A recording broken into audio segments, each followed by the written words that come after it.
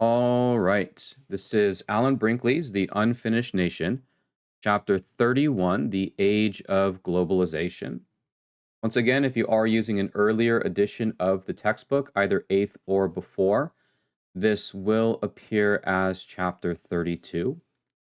Another quick note, as the last chapter of the text, this chapter really is sort of a blend between historical information and current events. Now, there's not always a fine line between those two things, but as historians, strictly speaking, we generally want to stick with the history and allow for a little bit of time to pass before we, analyze certain events. There are certain events like the September 11th attacks, which we can recognize as being definitively historical in nature. But in order to gather or gain sort of the right perspective on these things, it might take some distance from the event itself to happen.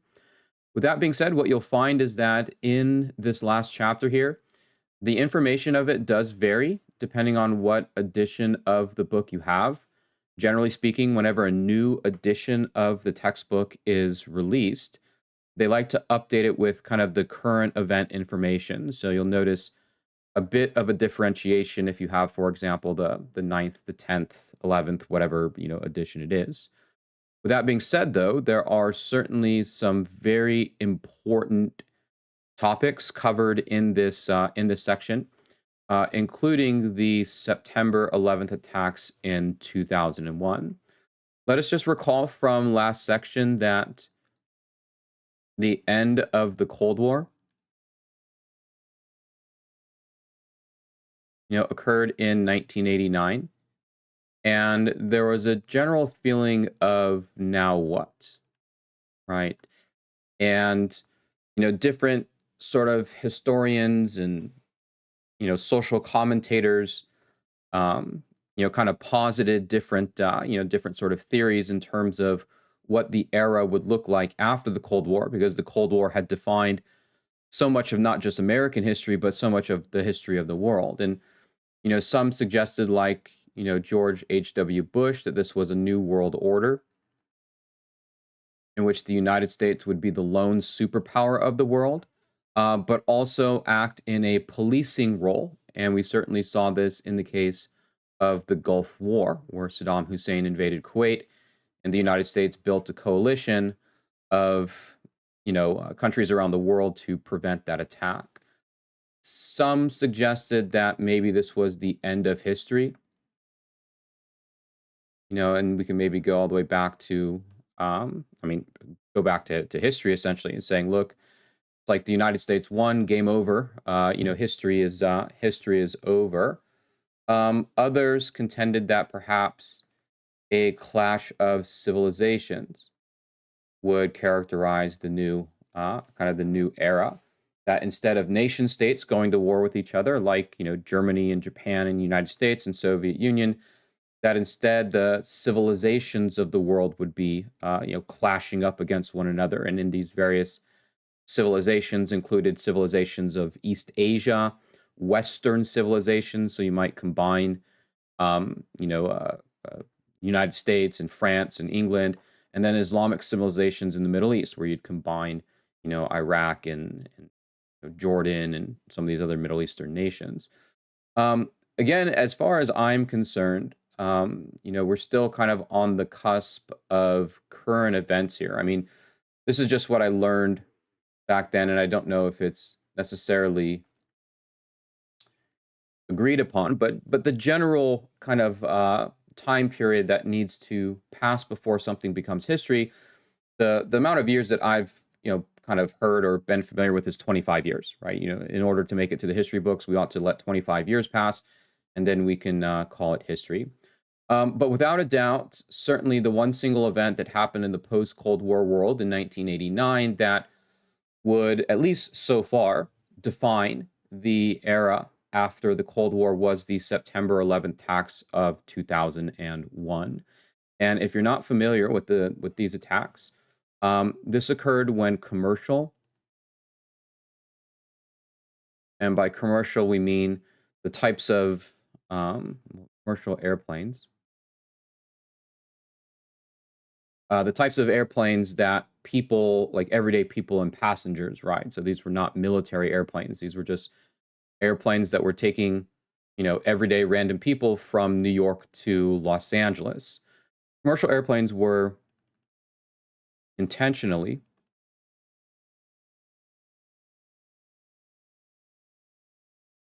they crashed into the World Trade Center buildings, and the World Trade Center buildings were two very tall structures. I don't think that they were the tallest in the world, but they were certainly some of the tallest.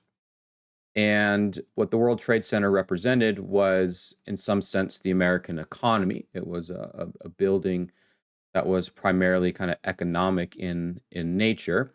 Um, the one into the World Trade Center, and B, the Pentagon. And the Pentagon, if you're not familiar, is kind of headquarters for the United States Department of Defense. So these attacks were on the American economy and on the American military. 3,000 people were killed as a result of these attacks. And this led to a pretty significant change for Americans.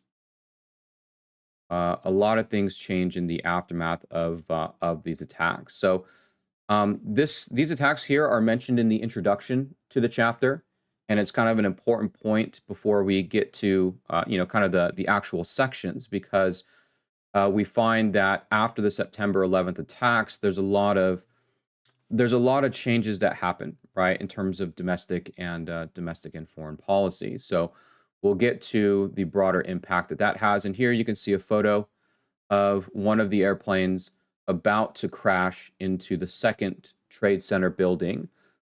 Two airplanes, each hitting each of the towers, were flown intentionally. The pilots, including all of the loss of life, the pilots also, intentionally killed themselves. This was a suicide mission to inflict as much harm and damage on, everyone involved. So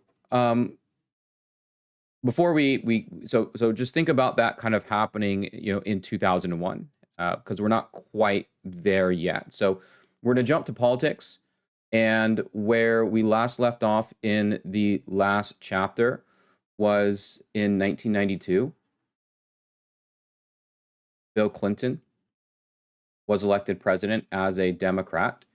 And that was really the end of kind of the Reagan wave. Remember Ronald Reagan in the 1980s, uh, you know, rather popular president during that time. George H.W. Bush, his vice president, kind of rode the popularity wave of Reagan to the election of 1988. But by 1992, despite the fact that the Persian Gulf War was very popular, and George H.W. Bush experienced some of the highest approval ratings that a president has ever had in American history. Issues related to the economy, the fact that Ross Perot ran as a third party kind of spoiled HW's reelection, and Bill Clinton walked into the presidency. Now, again, kind of on the cusp of current events and history, there's definitely one thing that we can track from the 1990s onwards, and that is the growth of partisan politics. And if you're not familiar, partisan means kind of like, loyalty to a political party. We'll say, instead of maybe national loyalty. And, this is a trend that has only accelerated since the 1990s, but it has certainly gotten, well, I guess it depends on if you think partisan politics is good or bad, but it's definitely gotten more partisan. And how can we track, things like loyalty to your political party over national loyalty, where we've seen since the 1990s really an unwillingness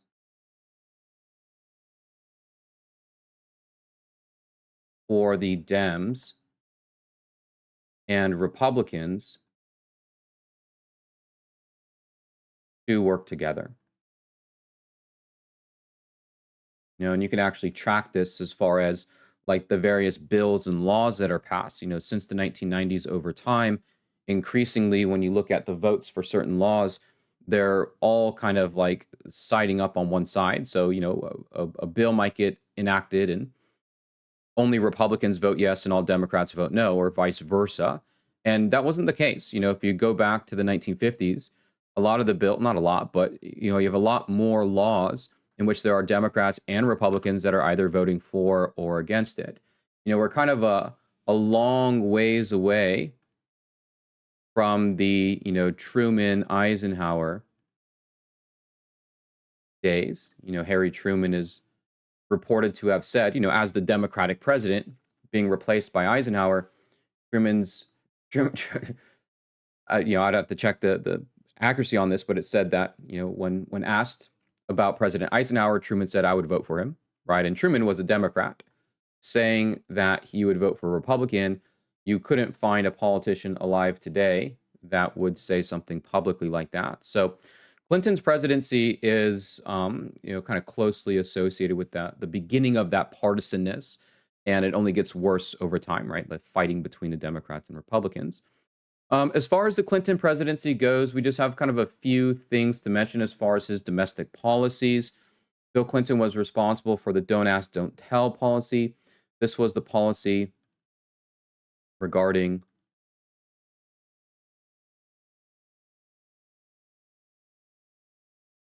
homosexuals in the military.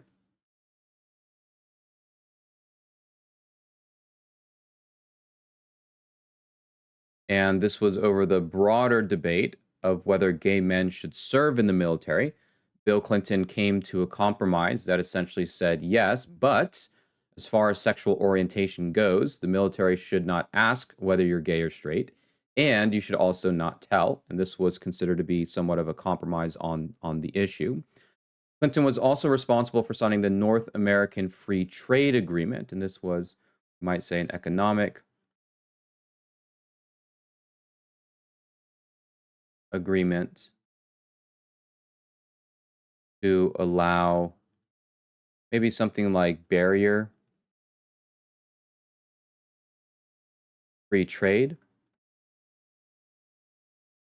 between Canada, US, and Mexico. And broadly speaking, at the time, free trade was mostly a Republican position. Um, and so oftentimes Clinton's presidency gets described, and I don't think actually your textbook does this, but in other places, Clinton is mostly described as a centrist. That is, yes, he was a member of the Democratic Party, but at the end of the day, when it came to actually passing legislation, he did support some things that the other side of the aisle would more likely support. And Don't Ask, Don't Tell, and NAFTA are kind of examples of Clinton maybe meeting other people in the middle. However, that's not to say that Clinton didn't come into office with some pretty big progressive ambitions. It's only that he just can't get it done, right? Essentially, a perfect example of this is healthcare reform. That is, Clinton wanted, we'll say, to expand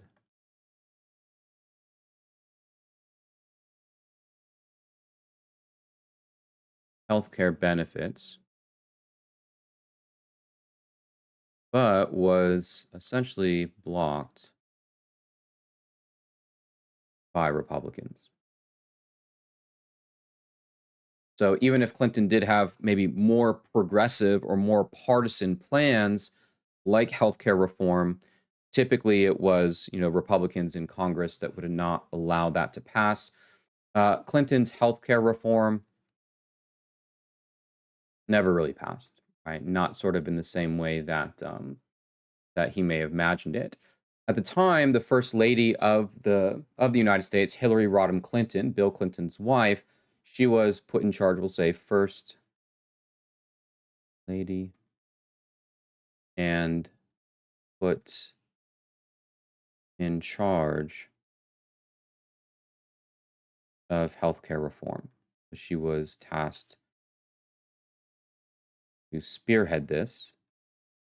And unfortunately, for Hillary Clinton, anyways, um, healthcare reform was not passed. So it's opposition to Clinton that we can start to see, kind of the growth of partisan. And I would say Clinton's presidency probably is the beginning of, anyways, this current trend. So Republicans were very successful in the midterm elections in taking control of the House. Um, Republicans promised a contract with America. So this was the Republican plan uh, offered as an alternative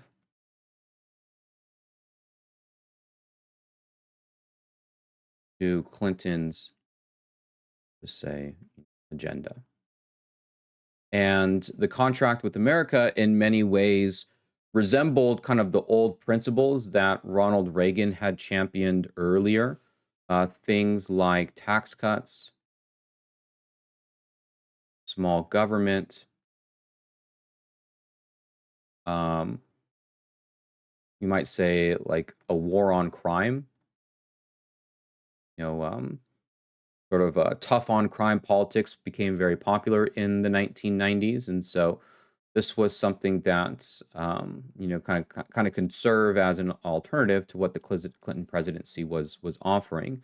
This was led by Newt Gingrich. Newt Gingrich was the leader of Republican opposition to Bill Clinton. However, though, despite all of the, kind of all the domestic happenings under the Clinton presidency, despite the fact that Republicans did do well in the midterm elections, the contract with America seemed to be rather popular. It looked like Clinton was, being dealt defeats legislatively, right? He couldn't get his healthcare reform. Yet the 1996 election, Clinton won. And he was running against the Republican Bob Dole. And despite the fact that, maybe the contract with America was, gaining some traction, the point was, and this became the, in fact, slogan under the Clinton presidency. Well, actually, let's do this first. At the end of the day, it was the improving economy secured Clinton's reelection. This was the last time, and I'm saying this as of 2024. I feel pretty confident this is gonna stay the same since. Last time the U.S. had a budget surplus, meaning that here in the United States, we haven't made more money, or at least the federal government hasn't made more money than they've spent since, almost 35 years. And because the economy was improving quite significantly during the 1990s, that's what Clinton ran on. And his slogan, and this became kind of this, slogan most closely associated with the Clinton presidency, is it's the economy, stupid. Got the. The economy, stupid. And that is to say, for kind of all of the debates around smaller government and crime and tax cuts and healthcare reform and, cultural issues like, gay and lesbian rights, and for all the other issues that kind of plague the country and people vote based off of, Clinton said at the end of the day, look, the one thing that matters kind of before anything else is the economy. And this was written on one of the whiteboards of the Clinton campaign. And that was just kind of to remind everyone, look, at the end of the day, it's all about the economy, stupid. And in 1996, Clinton secured re-election by a pretty healthy margin, I would say. Once again, you have Ross Perot playing a little bit of a spoiler, getting 8% of the vote here. But compared to the last election, Bill Clinton went from 40% of the vote in 1992 up to about 50% of the vote in 1996. So Americans had, approved of the Clinton presidency primarily for the improving economy.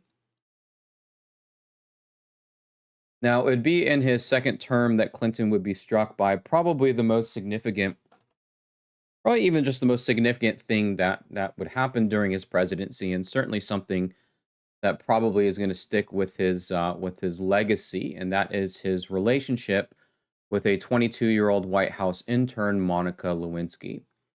When Clinton was elected presidency, the type of partisan politics had caused many on the other side of the aisle, the Republican side of the aisle, to investigate Clinton for any potential corruptions or wrongdoings, to kind of dig through his closet in an effort to bring down his political career. These were not investigators that were primarily concerned with the morality or immorality of the law, but they were looking to, go after Clinton as a politician and really end his presidency.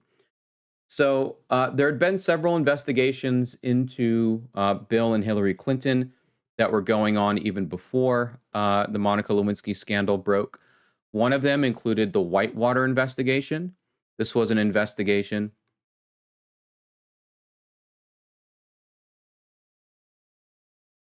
into banking and real estate. We'll say ventures by the Clintons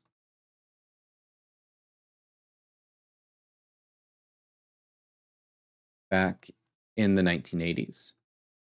So they were looking at the various real estate deals that Bill and Hillary Clinton were involved in the 1980s and trying to find something, something there, some sort of law broken or some sort of norm crossed or something like that in an effort to try to smear the presidency. So people were active in investigating Clinton to begin with. Now, at the same time, while Clinton did become president, he was being investigated for a sexual harassment case. This was of Paula Jones. So Paula Jones, Clinton, was accused of sexually harassing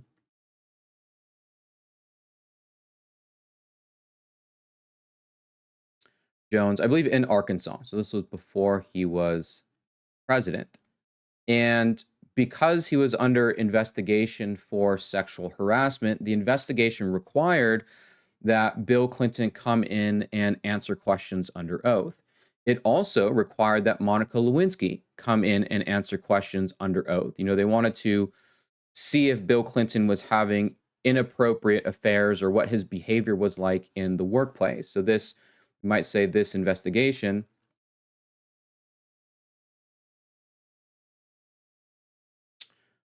questioned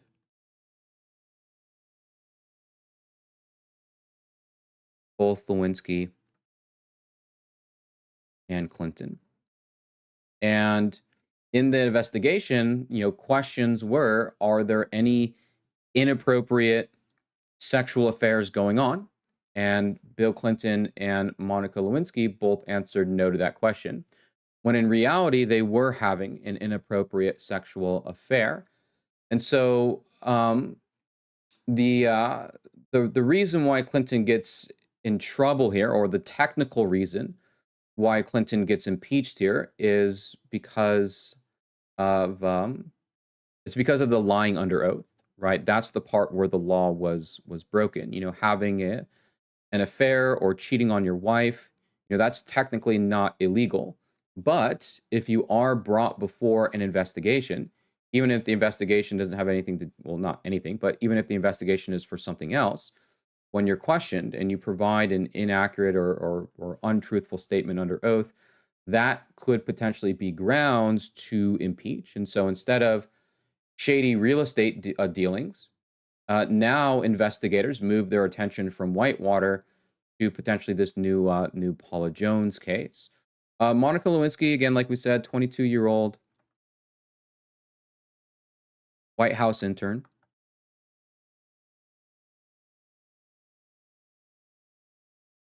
And she would eventually come clear, or she would eventually come public with the relationship. We might say eventually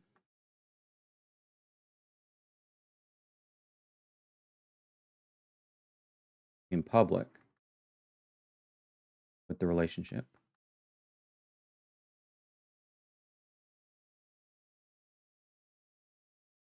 And so this opened up an entire new investigation now into this Monica Lewinsky scandal. Bill Clinton very famously and publicly said to the American public, I did not have sexual relations with that woman.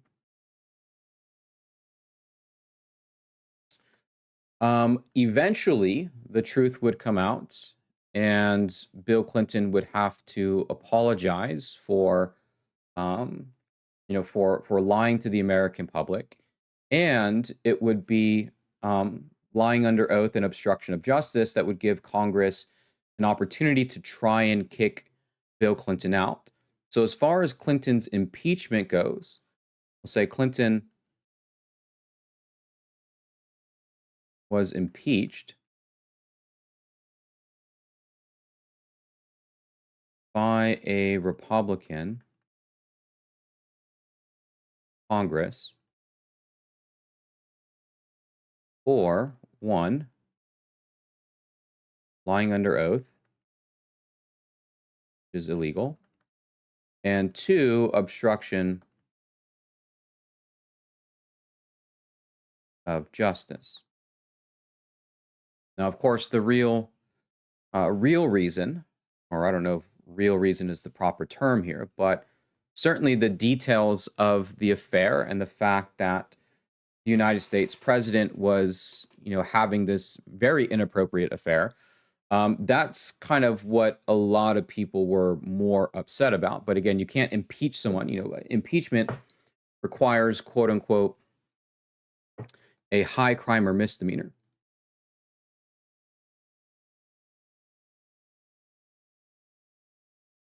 So there has to be some sort of breaking of the law that occurs. So the thing that Republicans could try and get Clinton kicked out for was lying under oath and obstruction of justice, because that part was that part was the illegal part. But like all other impeachments previously, and by all other impeachments, I mean the only one impeachment, which was Andrew Johnson. Remember, Andrew Johnson back in the post-Reconstruction period was the only other president to have ever been impeached. Impeachment is two processes, or it's like two steps, is how impeachment goes. The first one is that the House recommends impeachment or brings up articles of impeachment, which happened to Johnson and happened to Clinton. But then it goes to the Senate, and the Senate is actually tasked with the vote of whether or not to remove. And in the case of Johnson and in the case of Clinton, the Senate did not vote to remove the president, and Bill Clinton remained the president of the United States. But the Monica Lewinsky scandal was a media circus, to say the least. It was, an embarrassment for Clinton. It was an embarrassment, or certainly was, it was an embarrassment for his wife, Hillary Rodham Clinton, who had to kind of ride the whole media circus and the whole wave and everything else that went through this. And again, kind of depending on your partisan affiliation, and this is a way that partisan politics still is somewhat important today, or very important today. Some people, if you're on the side of Clinton, on the Democratic side, you might say something like, well, it's just an affair, who cares? It's as they used to say at the time, and pardon my French, but I'd rather have blowjobs than no jobs. It's no big deal, right? Who cares? But if you're on the Republican side, then this is the ultimate disgrace to the presidency that we've ever seen. So it's like all these more current events, I would say it's inspired more by partisan affiliation. Now, Clinton survived his impeachment. The economy continued to improve. And so, despite the fact that the Lewinsky scandal rocked his presidency, Clinton maintained a rather positive, approval rating. And, when things are all said and done, I think Clinton is one of those presidents that since his tenure ended in 2000, that his legacy has tended to get more favorable over time. Again, not everyone would agree with that. One last point that we'll make about the Clinton presidency, and this is kind of an important one in regards to American foreign policy. Recall that in the last section, we had said that H.W. Bush had seen the United States play a role as as kind of a security force or peacekeeper in the globe. And much like all other politics of the time, this definitely could be subject or prone to partisan leaning, meaning that one political party advocates for American involvement around the world, the other one doesn't. However, though, the Clinton presidency proved that American intervention was not partisan, and instead that both Republicans and Democrats would be willing to intervene globally if called upon to do it. And the example that happened under Bill Clinton was that in the Balkans, the former Yugoslavia, civil war broke out.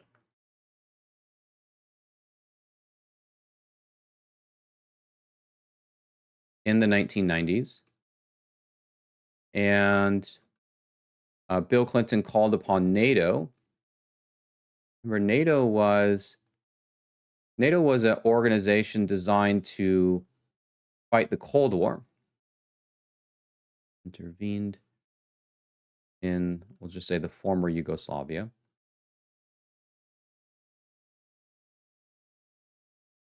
NATO was an organization or a treaty that was created in an effort to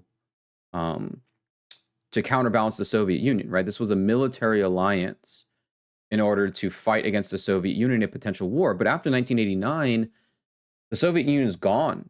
So the question is, well, why? What is NATO still doing around? Like, why does this still exist? Well, it continued to exist in order to perform interventions like this, and that is, intervened in the former Yugoslavia to, we'll just say, make peace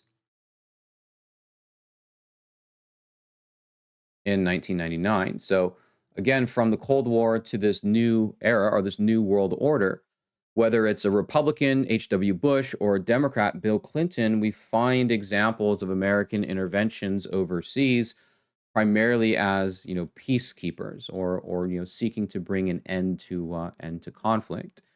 Now, Clinton served 8 years, and because of the growing economy, it was assumed that his vice president would be fast tracked to the White House, and this set up the rather controversial election of 2000. The election of 2000 saw the Republicans nominate George W. Bush, and George W. Bush was a little bit different of a sort of traditional candidate. Before you had kind of, and this is no slight to George W. Bush, you had very kind of established and respected people like George H.W. Bush, Bush's father. You also had people like Bob Dole. But George H.W. Bush was more of like kind of, maybe like a candidate of the common person in some ways, or he certainly portrayed himself in that fashion. So he is the son of H.W. Bush. So he certainly has that in his family. He had served as, what was he? Was it general manager? Had been the former, maybe getting the exact title wrong.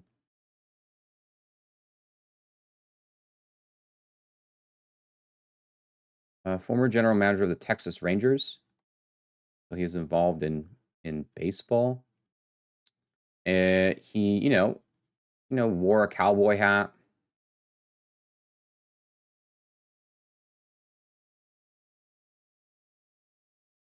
Cowboy hat, boots. He had a southern drawl. He was, kind of portrayed himself as this, kind of more down to earth, you could say, presidential candidate. Meanwhile, Al Gore was running for the Democrats. This was Clinton's vice president. Gore was much more intellectual, but a lot less charismatic. You know, Bill Clinton, the president before him, really kind of had a gift for charisma. You know, Bill Clinton was cool. He played the saxophone. You know, he was very good in sort of performing in front of the camera and stuff like that. Al Gore, you know, qualified guy, intelligent guy, but he just wasn't this. You know, didn't have sort of that same likable feature. And one thing that George W. Bush did very, very effectively in this election is that he mobilized evangelical Christians. You know, he really went after that religious right that was, kind of came into its own under the Reagan presidency. And this election ended up being one of the closest elections in all of American history. In fact, when the election was said and done, or at least the night of the election, everything came down to the state of Florida. And so, you know, with kind of the election going the way that it did, you know, Gore winning the Northeast, winning the Midwest, winning the Pacific Coast, Bush winning the center of the country, it all came down to the state of Florida. And that was whoever won Florida would win the election. And the reason why they didn't know who won Florida because it was too close to call. I think I want to say it was about 300 votes that separated Bush and Gore in Florida, which, you know, for a state that has like millions of people, the fact that 300 votes was the difference between Gore and Bush. And in fact, the 2000 election was such a mess. You know, when they were actually doing the election that night, the early reports had said that Al Gore won. And because of the way that kind of the rest of the night was going, if Gore won Florida, that means that he would win. And so a lot of people went to bed that night thinking that Al Gore won the election. You know, he won Florida. But as it got later and later and later, you know, midnight, 1 a.m., 2 a.m., Florida went from, you know, Gore winning to too close to call, then to Bush winning. And so you can imagine kind of the look on some people's faces when, you know, they went to bed with the idea that Al Gore won the presidency, and they woke up the next morning and the newspaper said George W. Bush won the presidency. So it ended up being a complete disaster. And so the Bush team and the Gore team, they hired an army of lawyers. They all descended onto Florida in order to count and recount the ballots. And you had all sorts of controversies that emerged. You had the sort of hanging Chad, pregnant Chad controversy. So one of the ways in which you could vote was that you had to stick a pin through a piece of paper and create a hole of like who your choice was. And there were certain ballots in which somebody had like stuck it with the pin, but it didn't go all the way through. And so a piece of paper that only had sort of an indent on it was called a pregnant Chad. One that had a piece of paper still attached to it was called the hanging Chad. And you can imagine like a room full of lawyers all arguing over one stupid piece of paper saying if that vote should count or not. You also had the butterfly ballot, and the butterfly ballot confused some thousands of voters here. You know, think about Florida, state that you know a lot of Americans go to retire to, and so we can understand maybe grandma or grandpa getting confused by the ballot. But in this case, in this ballot, the butterfly ballot, where you cast your votes in the middle, it said you know Democratic Al Gore and Joe Lieberman. It turns out some thousands of people chose this option instead, which actually is a vote for the Reform Party. So, do we count the absurd number of votes that the Reform Party got in counties that use this ballot? You know, in other counties that use a traditional ballot, the Reform Party got no votes, but it's only when this ballot was used, they ended up getting thousands of votes. So, anyways, to make a long story short, the Supreme Court said, look, we can't recount forever, and we need a president. And so the Supreme Court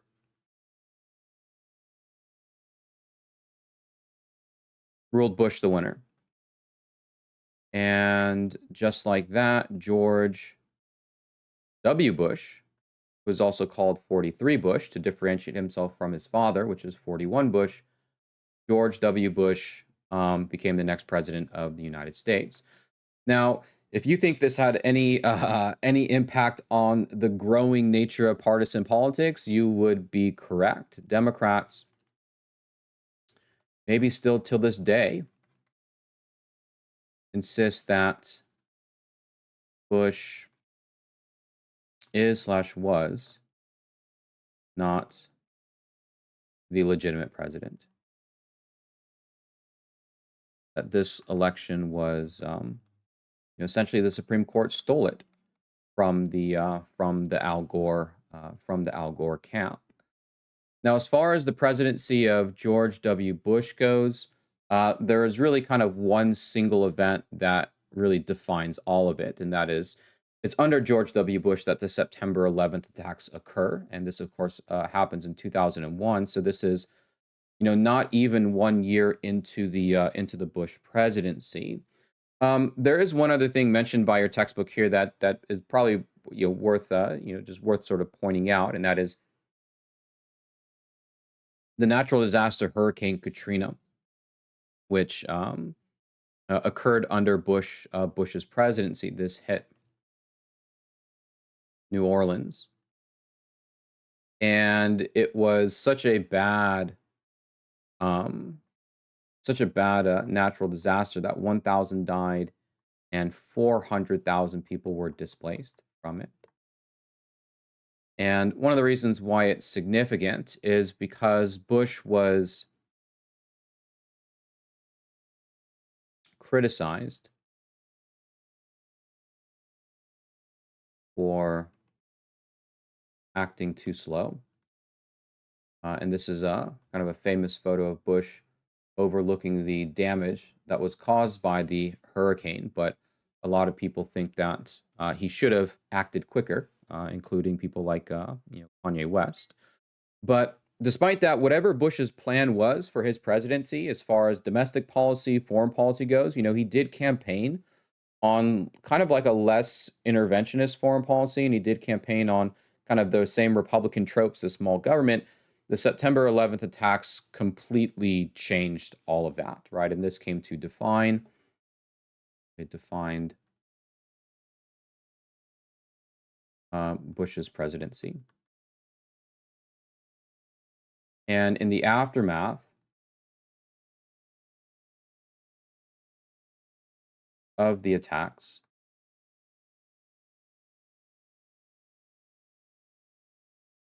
Bush declared a global war on terror. Global war on terror, sometimes called the GWOT. And the people who were responsible for the September 11th attacks, the terrorist organization Al Qaeda, they were a different adversary than what the United States had traditionally gone to war with. Typically you go to war against the country, or you might go to war against maybe an ideology, if in the case of the Cold War. But traditionally, you go to war against a specific country. Organizations like Al Qaeda that were responsible for the September 11th terrorist attacks, they operated within countries and across borders. They were not relegated to just one specific country. And in fact, they could operate inside the United States. I believe that the pilots responsible for hijacking, or the terrorists responsible for hijacking the planes, I believe that they got training as pilots in the United States. So the idea was that, enemies, terrorists, they could be outside the United States and they could also be inside the United States. And so in order to fight this new global war against terrorism, there would kind of be new tools required. Remember, in the same way that the Cold War required new tools, right? The Cold War led to the development of the CIA. The global war on terror also required the United States to use new tools in order to fight against this new adversary. One of those, and one of the more kind of visible and maybe controversial ones, was the Guantanamo Bay prison. So Guantanamo Bay, this is a naval base held by the U.S.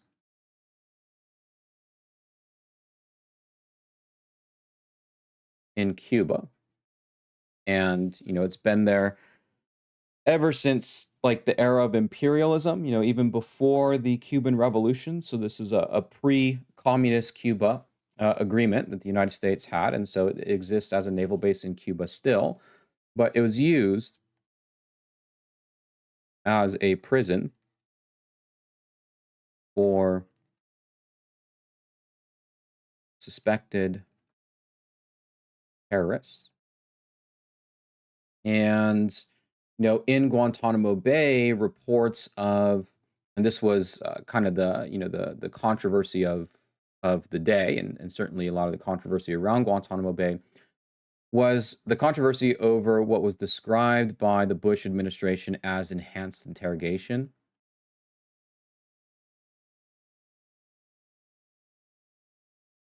versus what some would call as torture.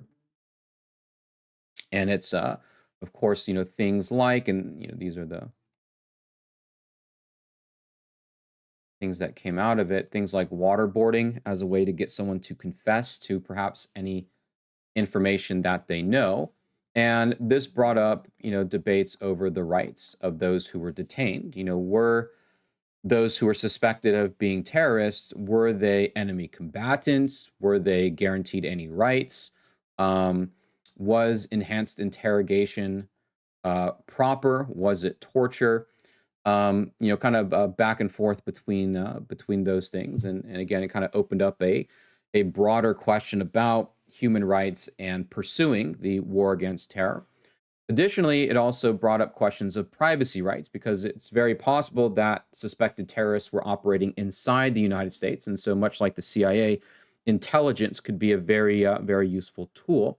If we could find out September 11th was going to happen before it happened, then there would be a potential to stop it. And so one of the big controversies surrounding privacy rights in regards to the global war on terror involved this man right here, Edward Snowden. And Edward Snowden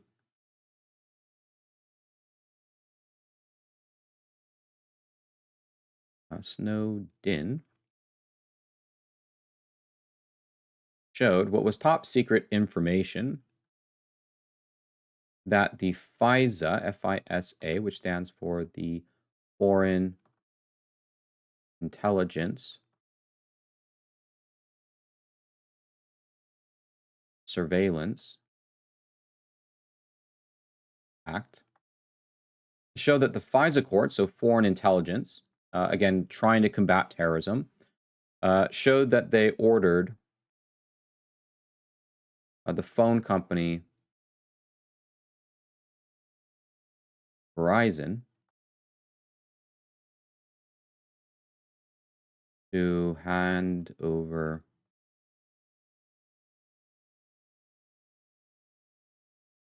customer cell phone records. So once again, should the United States, in pursuit of terrorist suspects, should they be able to access the cell phone records of citizens in this case? And this opened up a broader question about privacy rights, and how far can the government go in pursuing this conflict? So those were kind of two big domestic things that occurred. A later section of this chapter deals with the actual foreign policy. So we'll talk more in a little bit here about how the global war on terror really evolved overseas. But in the meantime, this section is only concerned with what's happening at home, domestic policy, and the global war on terror certainly opened up a bigger debate in regards to the way in which the war is conducted and sort of what role do civil rights play in that matter. Now, in 2008, George W. Bush was popular enough to get reelected in 2004. So he won reelection in 2004.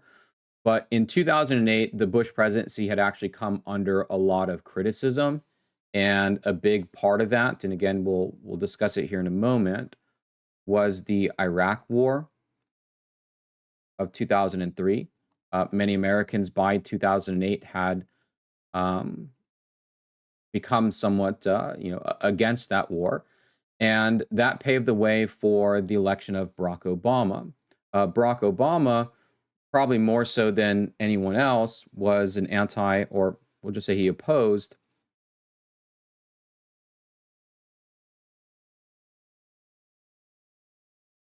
the Iraq War. And really, because it was so popular, that gave him the nomination over Hillary Clinton, who was also running. And, Hillary Clinton was probably the more expected candidate here, given her, her relationship to Bill Clinton, the popularity of Clinton's presidency. And, since that time, she had served as senator of New York and sort of in other positions as well. So she had qualifications too. But a lot of the other Democrats that were challenging Barack Obama for the nomination, they had supported the Iraq War. Most importantly, they voted for it. Barack Obama was one of the candidates who had not voted for it. And when Americans were to choose who they wanted, Clinton or Obama, they chose Obama, I'd say primarily for that reason. In 2008, he ran against the Vietnam veteran John McCain. And Obama won, becoming the first African American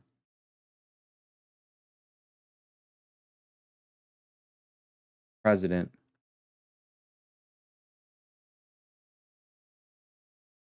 in U.S. history. Obama was, I believe he went to Harvard. I believe he was head of um, the Harvard Law Department or had some sort of position there. He worked as a community organizer in Chicago, Illinois. He had been an Illinois senator, and after being senator, he moved up to the presidency. As far as Barack Obama's domestic policies go, certainly there was a major change in the economy starting in 2008. Broadly speaking, and again, there are intermittent recessions that occur, but broadly speaking, from about 1983 all the way until 2008, there was some pretty decent economic growth. Certainly, the presidencies of Ronald Reagan and the presidencies of Bill Clinton are remembered fondly as, as kind of prosperous time periods. But starting in 2008, the United States experiences a pretty significant downturn, and this becomes the worst recession, called the Great Recession, since the Great Depression. The Great Depression still holds the title as the worst economic downturn. But the Great Recession is the worst one since that. We might call it like the second worst economic downturn. And this was fundamentally caused by really sort of a weak, I might say, weak, unregulated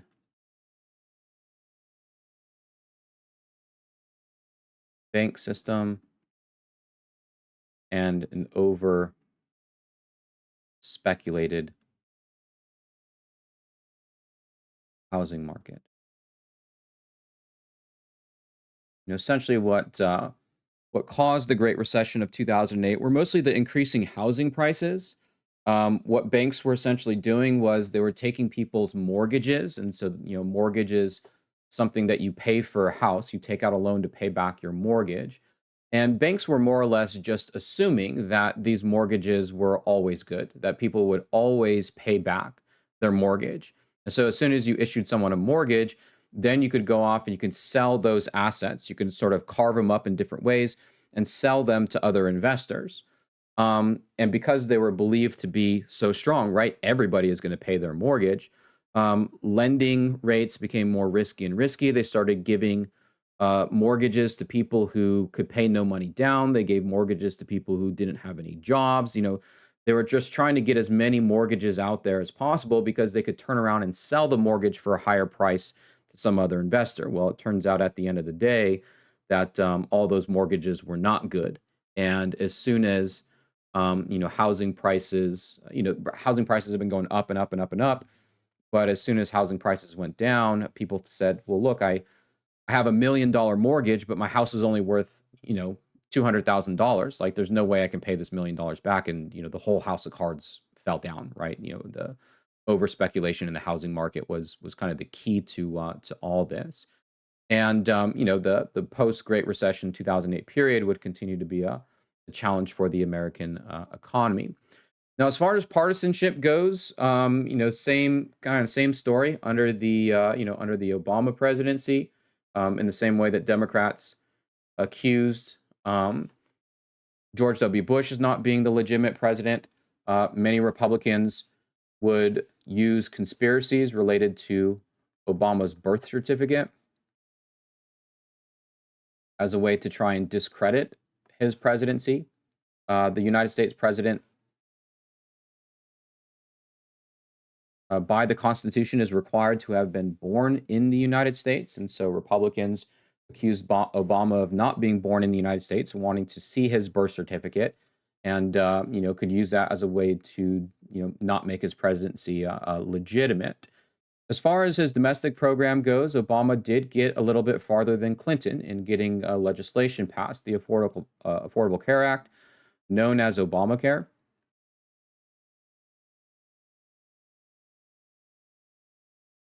did pass and made, we'll say, healthcare coverage, or say made access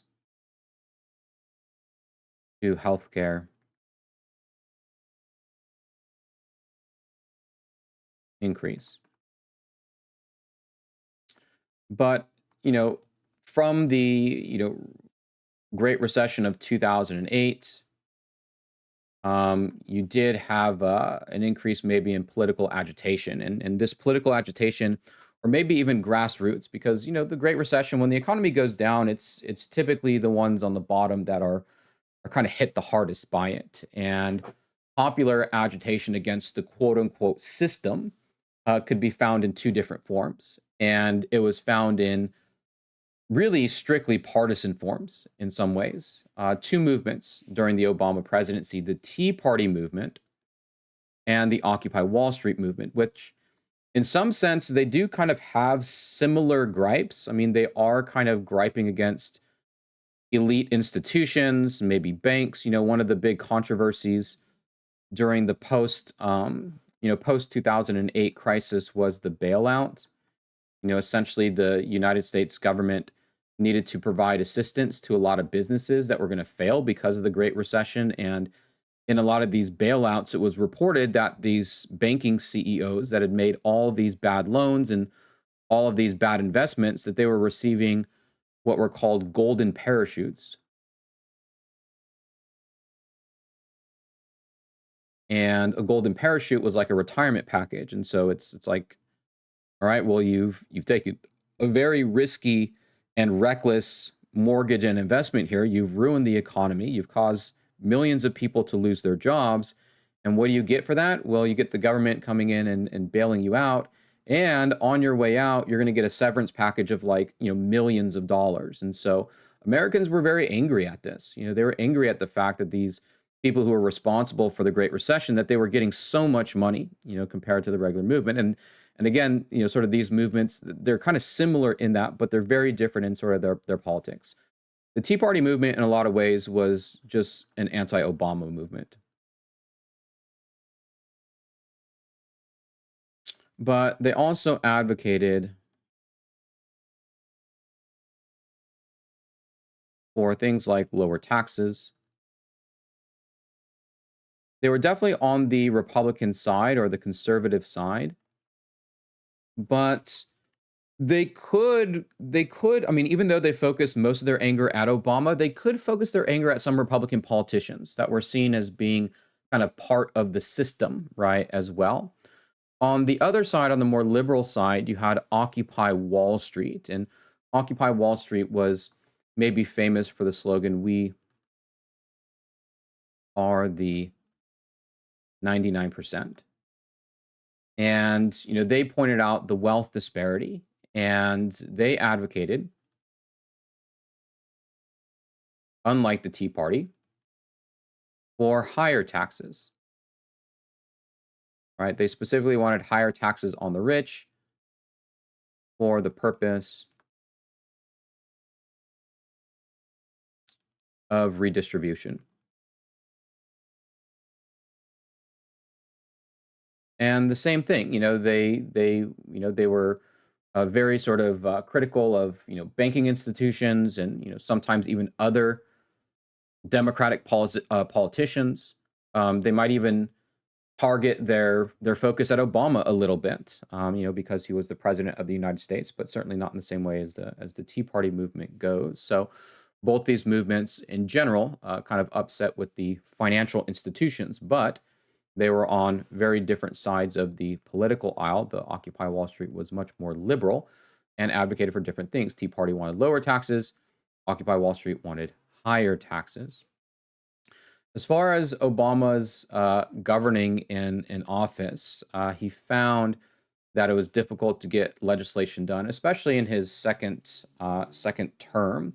And we'll just say this: there's a section in the textbook called "Obama and the Challenge of Governing." I would say this is not all that different from earlier presidents. The sort of rise of partisan politics pretty much just makes it difficult to get anything done. Very much, it's much more rare for there to be bipartisan support for something, meaning that both political parties would agree to it. So we'll just say that Obama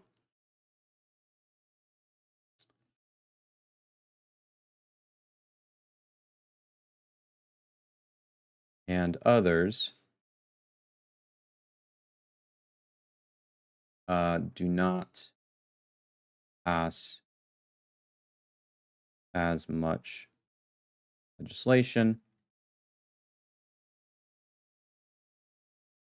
due to partisan politics.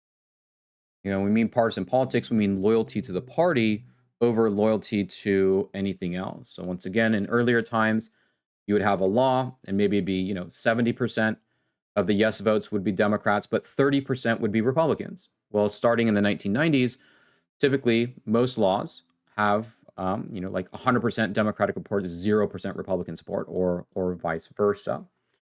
Following Obama's presidency, he did have a successful 4 years, so he did get reelected in 2012. That would be so. Once again, an 8-year president, and that led up to the 2016 election and the election of President Donald Trump. And so here, I think we're definitely reaching into the realm of current events, but it is in the newer edition of the textbook. So we'll just go ahead and kind of run through the election here real quick.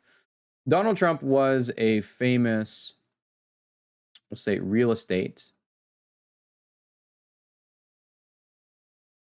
tycoon. And we mentioned reality TV. I guess it doesn't really matter, TV or reality TV.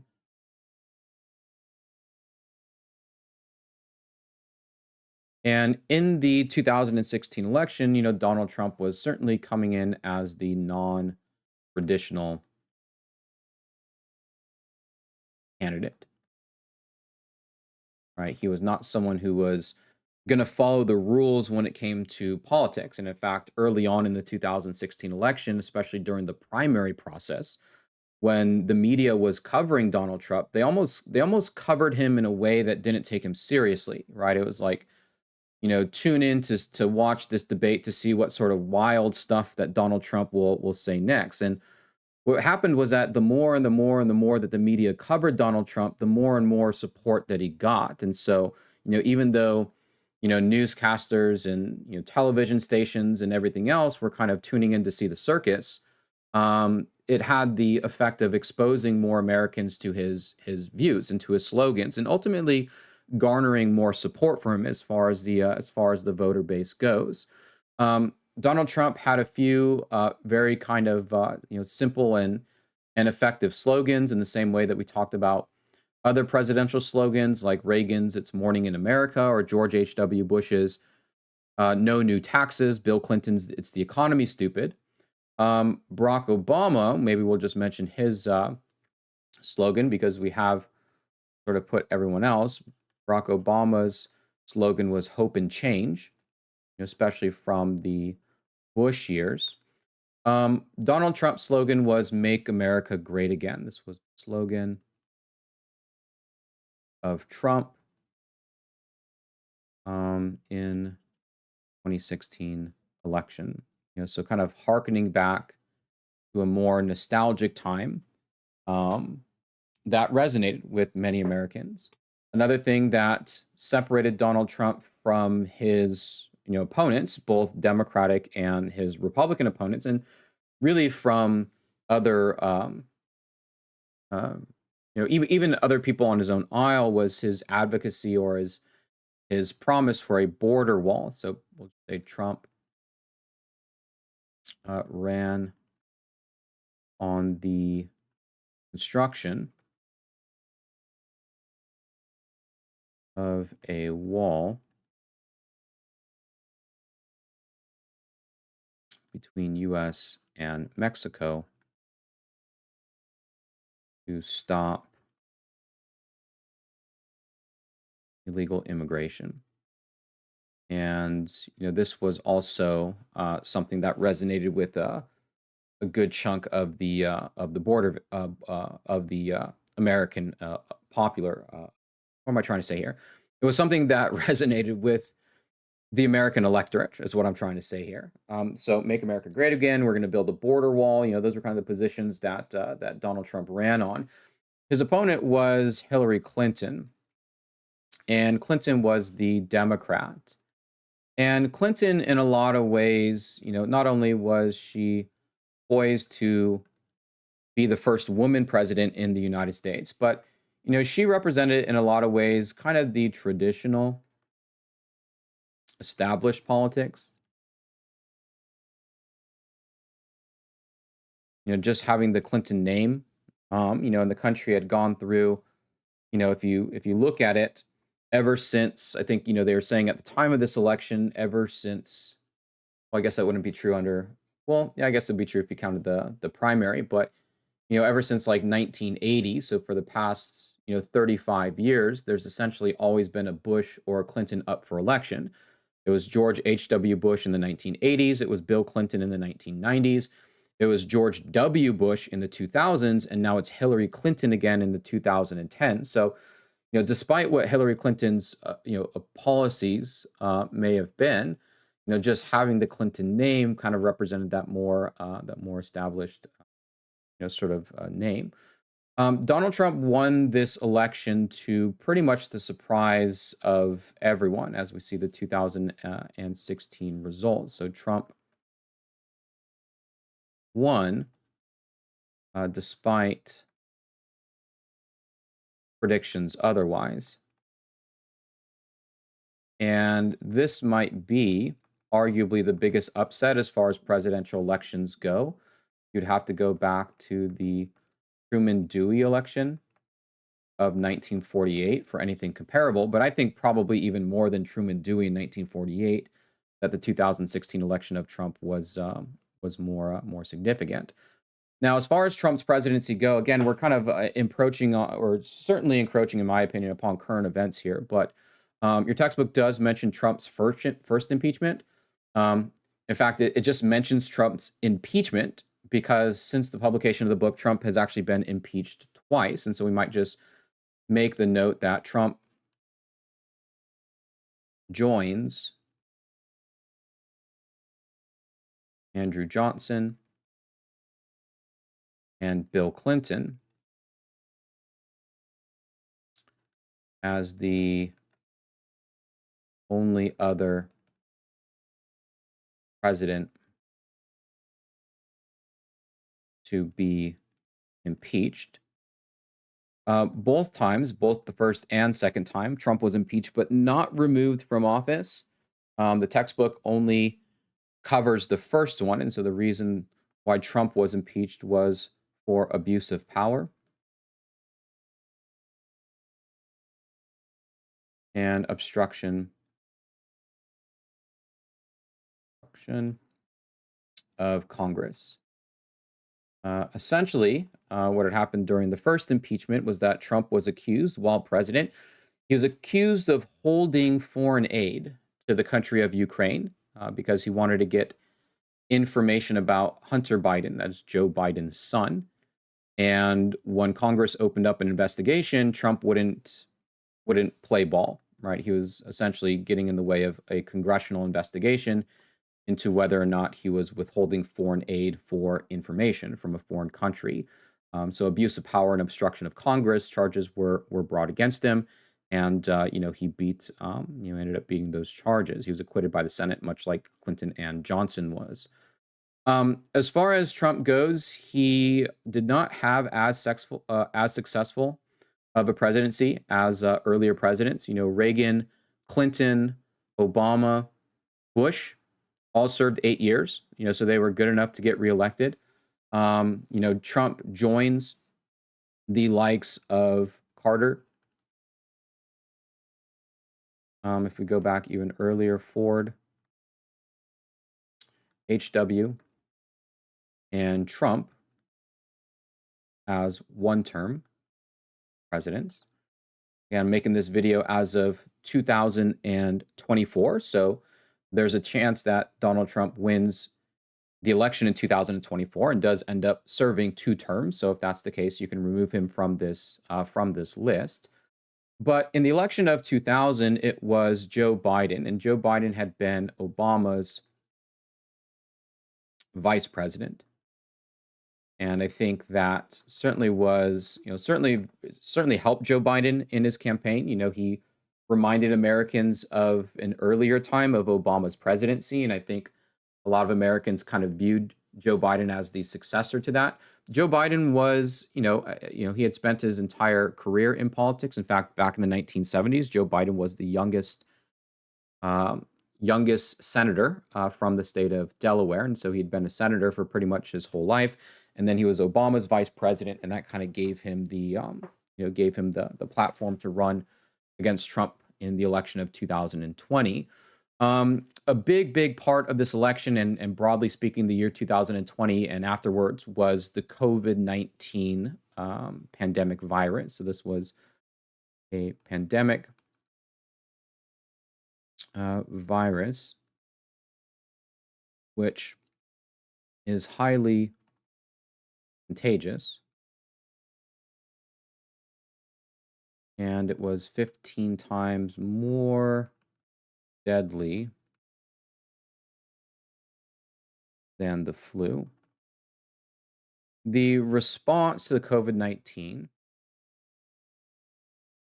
were, included things like, really, we'll just call it an economic shutdown. Stay-at-home orders, so people were not allowed to leave their house and go into public places. Businesses were closed. Workers were told to stay home. Pretty much, the economy was put on pause, and it ended up being a rather disruptive event, just broadly speaking. And one way that it contributed to this election was that, it served as a reason for some to criticize Trump. Again, because this is so recent, and it's not quite historical in nature. I think before we understand the full impact of COVID-19 and what impact it's had on the economy and politics and everything like that, we ought to maybe let a few years go by.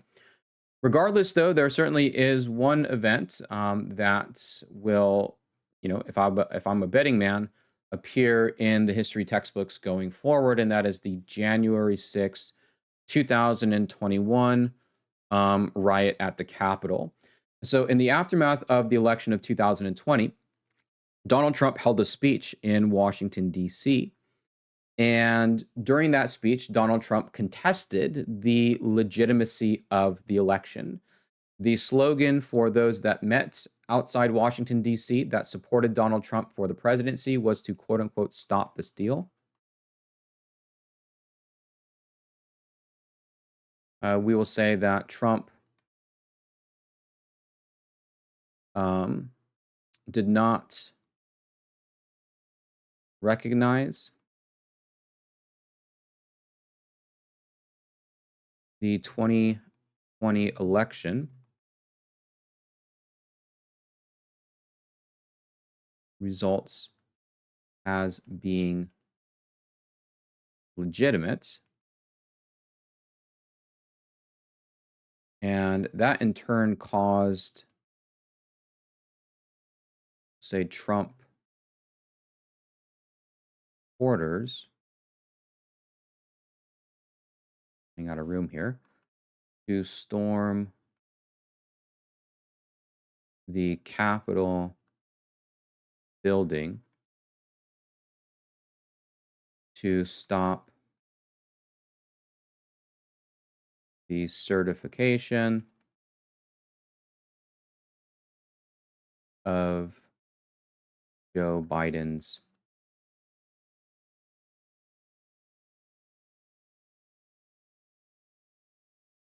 victory.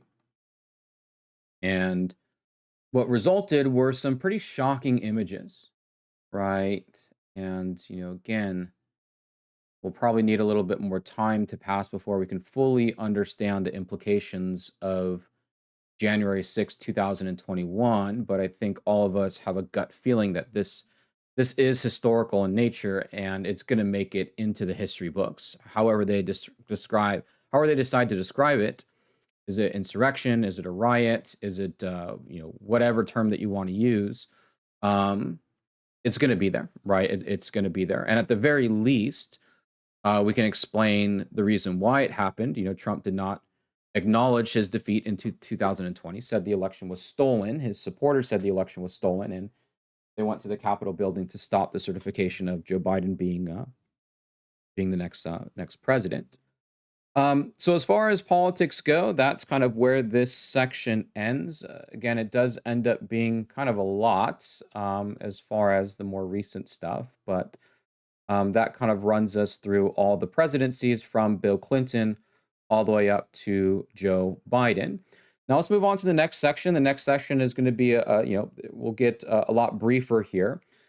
Science, technology in the new economy. And so let's just mention a few things here. As far as science and technology goes, the digital revolution, this is really from the 1980s, really just till today. I don't know if the digital revolution has even stopped, to be quite honest, but this is the invention, not necessarily the invention, but this is the widespread acceptance of things like computers, cell phones, kind of all of the technology that has become so instrumental to our lives, and this made in essence economies efficient and contribute a lot to economic growth. Um, Especially during the Clinton years of the 1990s, a lot of what was driving the economy was this digital revolution, the shift to computers, from typewriters to computers, from landlines to cell phones. The internet played a big role, right? This was a network and we all know what the internet is if you're watching this, network of computers to allow worldwide communication. I mean, just look at the biggest companies today, companies like Microsoft, companies like Amazon. These companies wouldn't exist without the digital revolution, right? I mean, so much of our economy today is, based off of computers, cell phones, and the internet. Think about what it might be like without that. As far as the internet goes, 1971, there were only 23 computers connected to the internet. It was actually started in the U.S. government as part of the Cold War to get computers to connect to each other. And when it was unleashed to the public, in some sense, you could say all hell broke loose, but it certainly led to the creation of pretty much, I would say probably maybe even more than half of our modern economy. By 2012, there were over billion computers connected to the internet, and of course, all of the not just the sharing of information, but all of the economic activity that results from the internet also contributed to to the growing economy and the changing economy. One last technological breakthrough that we'll mention here is genetics, and that is also information about genetics has also gotten a lot better. So things like genetic engineering,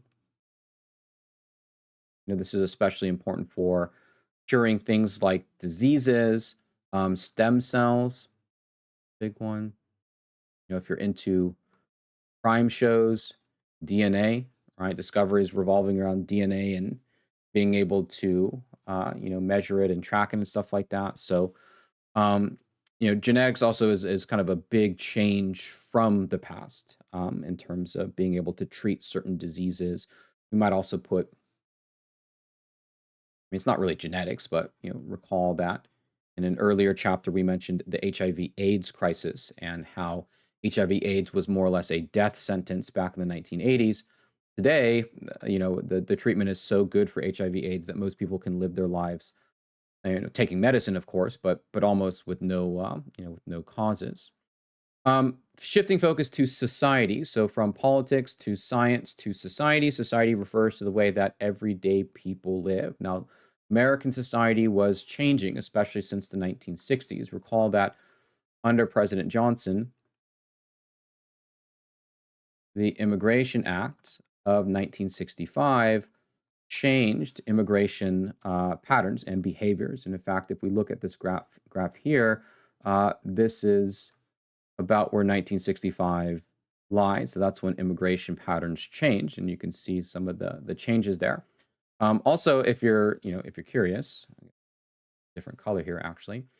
So 1965, this is when Immigration Act 1965 happened. 65 would be like right here, right? But also where the restrictive immigration measures came was also right here. So if we look at this orange bar, essentially what we have here is kind of the Gilded Age, where there were no immigration restrictions. Here, this was when you had those laws of the 1920s, and then here is the Act of 1965. So demographics have been changing pretty significantly in the United States from this. One is that the population is getting older, and this is primarily a result of the baby boom. A bunch of children that were born back between 1940 and 1960. By the year 2020, this is the generation that's retiring. And because birth rates never kept up with that, we have a disproportionate amount of old people that are here today. Also, because of immigration from Asia and immigration from Latin America, the percentage of the white population earlier in 1980 was 80%. By by 2020, that is 60%. And if immigration trends or demographic trends continue, I don't know exactly what year that will be, but if this pattern continues, the white population will effectively be a majority minority population. And what that means is that there is no demographic group that is above 51%, so they can't claim a majority population of the country, but whites will still be the majority minority population, meaning more than any other demographic group. Another important kind of event, I would say, in the United States is the legacy of the civil rights movement and how that has changed in an era of deindustrialization. The United States moves from a manufacturing economy to a service economy. A lot of those jobs go overseas. Into the internet era, social media era. So one of the key focuses, or one of the focuses that civil rights advocates continue to champion, are the disparities between Black and white populations, and to try and address the disparities between those two groups. And so, for example, some of the things that are supported or things that people bring attention to are things like poverty rates. And how as a society, how as civil rights advocates, do we address some of these disparities between the black and white populations? So, for example, as far as poverty rates go, black families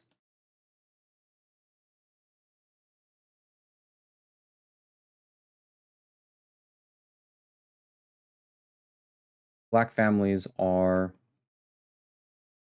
2 times the rate of white families as far as poverty goes. And things like single motherhood for the black population, that's 61%.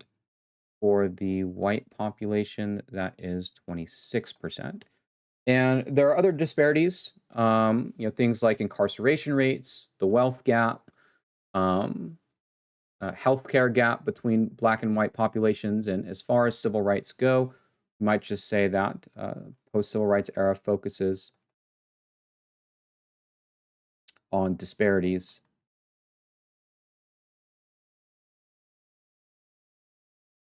between black and white. Additionally, in the 2010s, the country witnessed the Black Lives Movement. Now, I know that most of us are familiar with the term Black Lives Matter, but your textbook uses Black Lives Movement instead here. And the Black Lives Movement is a response to a series of viral killings of black men, and in rare cases, women, by police.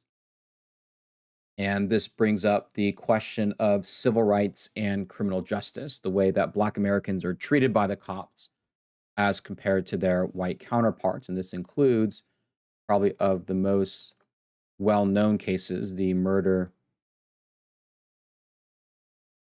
of George Floyd. So there's been a lot of effort to try and, I would say, bring accountability to police departments that kill black men, and to ensure that there is equal treatment of blacks and whites by the cops. And that's, the Black Lives Movement focuses on, kind of on those issues. As far as other debates go, is in terms of domestic politics in the United States, the abortion debate continues to be a, kind of at the center here. Now, I believe your textbook here was not published in time to mention the reversal of Roe versus Wade, but Roe versus Wade has been reversed by the Supreme Court. Your textbook does mention the Women's March, however. Well, let's just, if you don't remember, the abortion debate, again, like pretty much everything else, is partisan.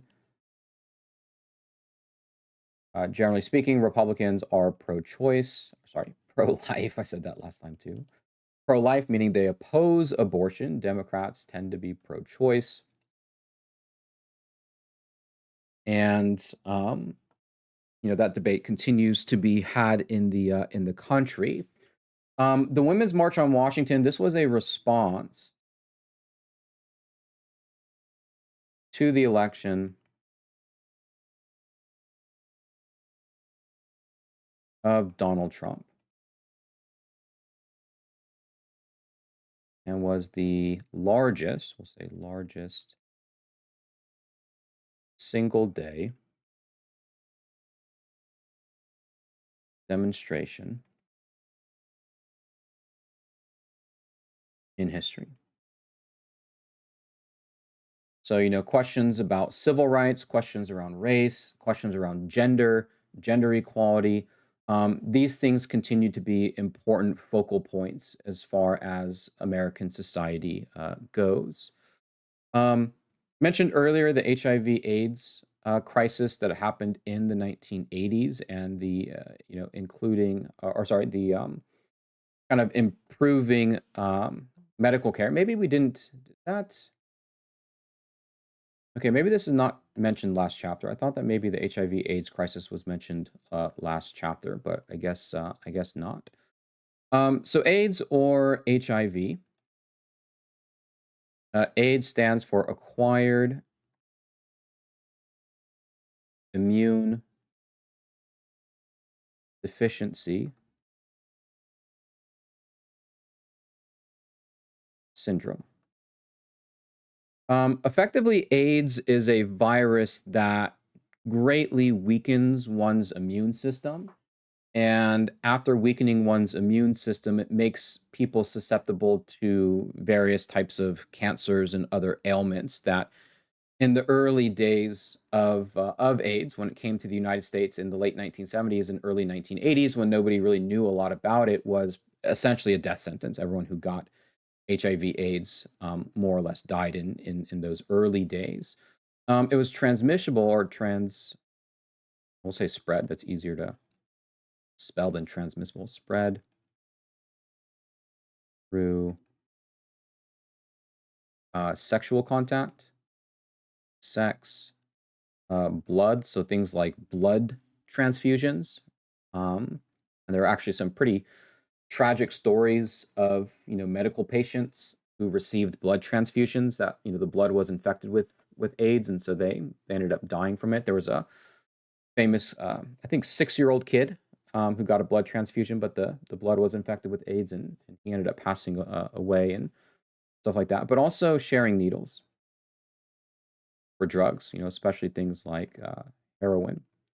So that's how it spread. And, initially there wasn't a lot of information about HIV/AIDS. Some people thought that it might, be passed on by just like, person to person contact or coughing or whatever it was. But it spread through sex, blood, sharing needles.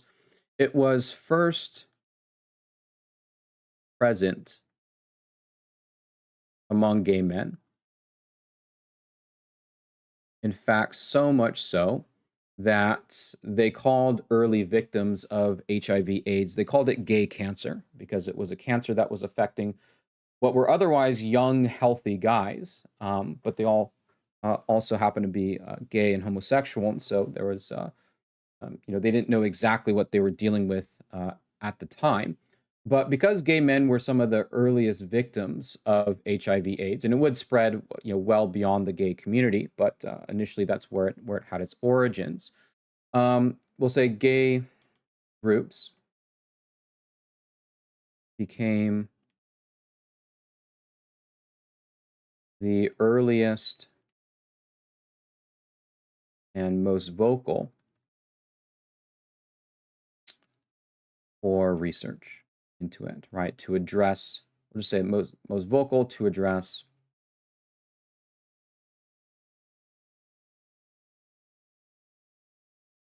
crisis. You see an image here. AIDS, we need research, not hysteria. And as more medical research went into the program, um, as more awareness was being brought about, there really was kind of a revolution of sexual information regarding HIV/AIDS. I mean, if we think back to the days of the hippies, the hippies had always celebrated free love, right? Kind of very open sexual relationships, very casual. HIV/AIDS kind of put an end to that idea in a lot of ways. It made sexual interactions a very kind of cautious and more cautious than it was in the past. And so, spreading information like safe sex practices, for example, not sharing needles, all of that information became pretty, I mean, it almost became following the HIV/AIDS crisis. It became almost like common sense as far as like how relevant that information goes.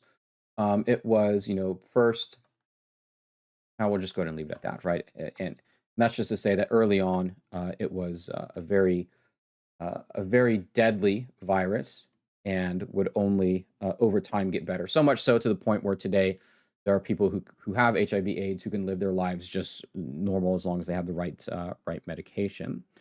The HIV/AIDS crisis and the way in which it affected the gay community, especially early on, also provided maybe an increase, we might say, when it came to gay Americans and the rights of gay and lesbians in the United States.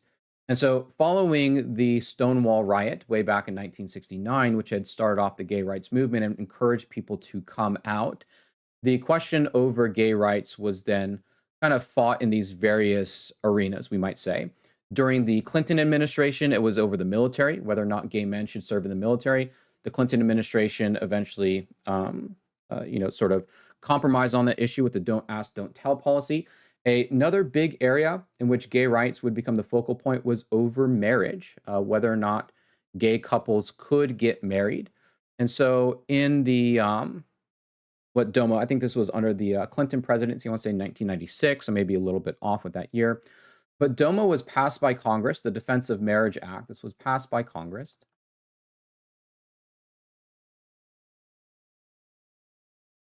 to allow states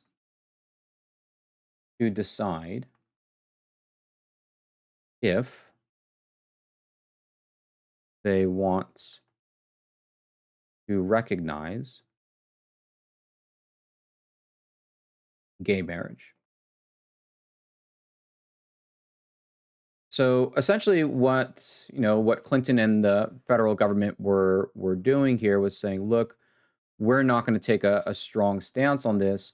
We'll just kick this back down to the states. And, if a state decides they want to recognize a marriage between two men or two women, that's up for the state to decide. And if they want to ban it, they also have the right to do that. And so when it came to, this law and the various states that began passing laws strictly prohibiting gay marriage, that turned a lot of people out to, protest against it.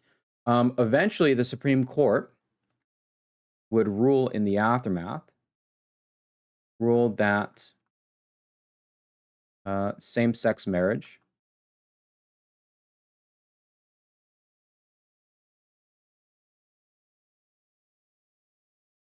was a fundamental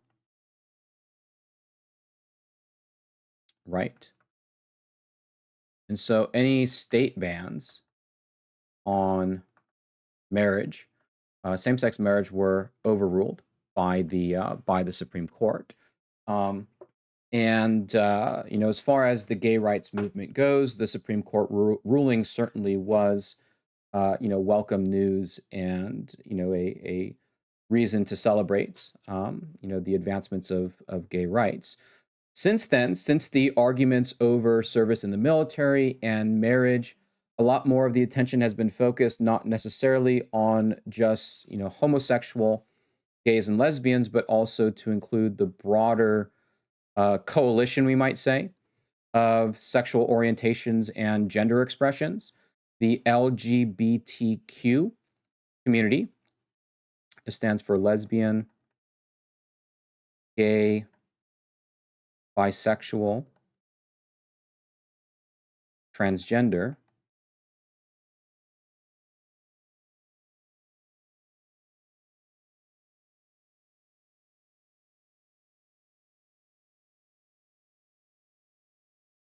and queer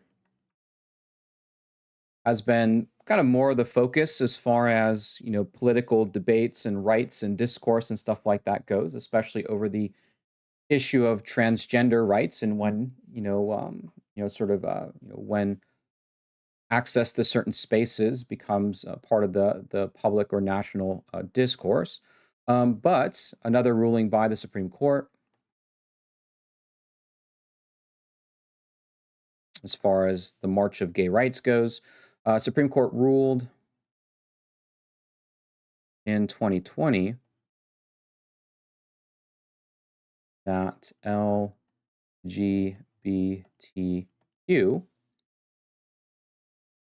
were protected under the Civil Rights Act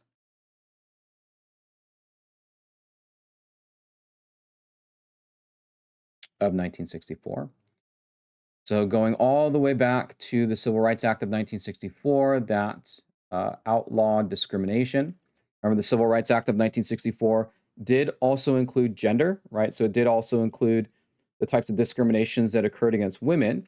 In 2020, the Supreme Court ruled that one's sexual orientation or gender identity, whether that was transgender, queer, bisexual, that those people were also protected under the Civil Rights Act. So in the same ways that you cannot discriminate against African Americans or women, you also cannot discriminate against gays, transgender, queer, those other, those other groups. Domestically, the COVID-19 pandemic certainly is another sort of historical event, but once again, we don't need to really say anything here that we've already mentioned before. Maybe we'll just sort of reiterate that when this hit in 2020,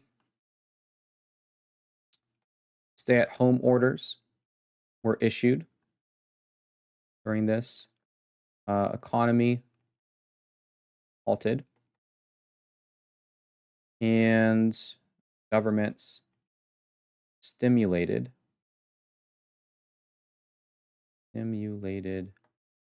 economy in response. Even the president himself, Donald Trump, caught COVID during the crisis in. You can see that in this photograph here. The last section here, the contemporary environmental movement. As far as the environmental movement goes, global warming has been a major focus of environmentalist advocates that warn against the rising temperatures around the world. Global warming is caused by what they call greenhouse gases.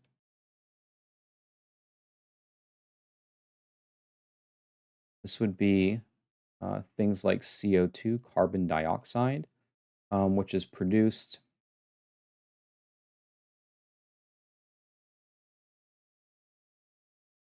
by cars and factories.